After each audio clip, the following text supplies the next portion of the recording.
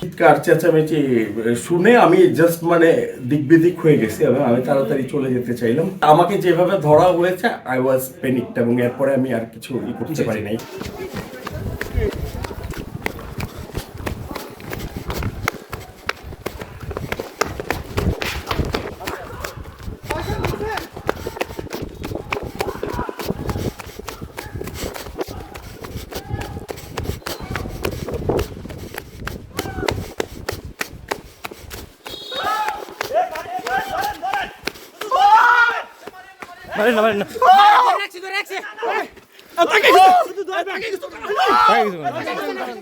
কিছু করা হবে আস্তে ওনাকে রেস্ট দেন।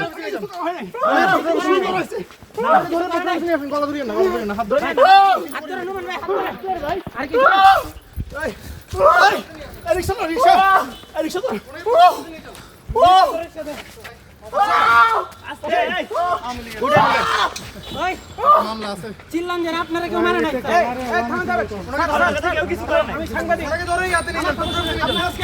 আপনি পরীক্ষা শেষ হয় নাই, 12টা বাজছে, আপনি কেন বের হলেন?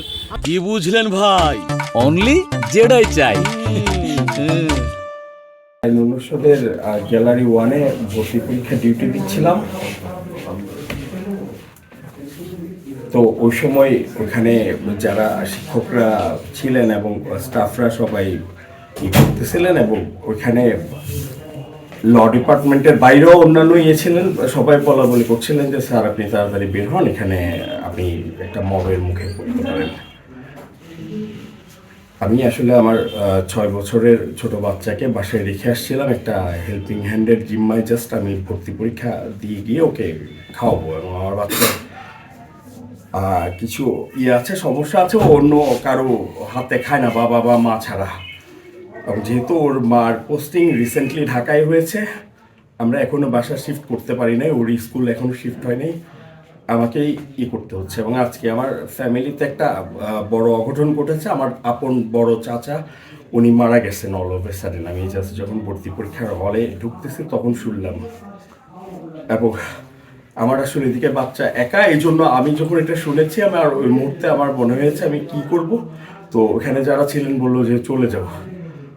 আমি জাস্ট বের হলাম, তো চিৎকার চেঁচামেচি শুনে আমি জাস্ট মানে দিকবিদিক হয়ে গেছি এবং আমি তাড়াতাড়ি চলে যেতে চাইলাম, বাট পিছনে অনেকে দৌড়ে আসছে এবং ওই মুহূর্তে আমি আসলে খুবই আতঙ্কিত হয়ে পড়ে আমি করতে গেলাম, তাড়াতাড়ি চলে যেতে চাইলাম। কিন্তু আমি জাস্ট ওখান থেকে বের হয়ে 2 নম্বর গেটের ওখানে আমার একজন কলিগের বাসা দেখে আমি ভাবছি যে ওনাদের এখানে গিয়ে আশ্রয় নিই, কিন্তু আমি বাসার গেটে যাওয়ার কাছাকাছি মানে আমাকে বেশ কয়েকজন ধরে ফেলেছে। আমি আসলে ওই মুহূর্তে মানে প্যানিক অ্যাটাকের মতো একটা অবস্থা, আমি বুঝে উঠতে পারতেছিলাম না কি হচ্ছে। এরপরে আমাকে এখানে নিয়ে আসা হয়েছে। এর মধ্যে কি আপনাকে কোনো রকম আঘাত করা হয়েছে? আমাকে জোরে সপাট ধরা হয়েছে, মানে কোনো আঘাত করা হয়নি, জাস্ট ধরে নিয়ে আসছে। এটা ধরে নিয়ে আসা বলতে আমাকে যেভাবে ধরা হয়েছে আই ওয়াজ প্যানিকড এবং এরপরে আমি আর কিছু করতে পারি না। এখানে এসে স্যারদেরকে দেখে আমি আস্তে আস্তে একটু ধাতস্থ হয়েছি, স্যালাইন খেলাম, করলাম। কিন্তু আমার এখনো মানে প্রচন্ড পেইন হচ্ছে, ব্যাক পেইন।